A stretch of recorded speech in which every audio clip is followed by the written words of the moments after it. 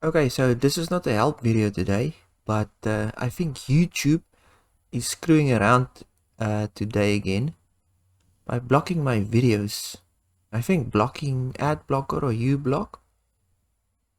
Uh, it puts it on random videos. So I don't know what this error is, but as soon as I disable Adblock for YouTube,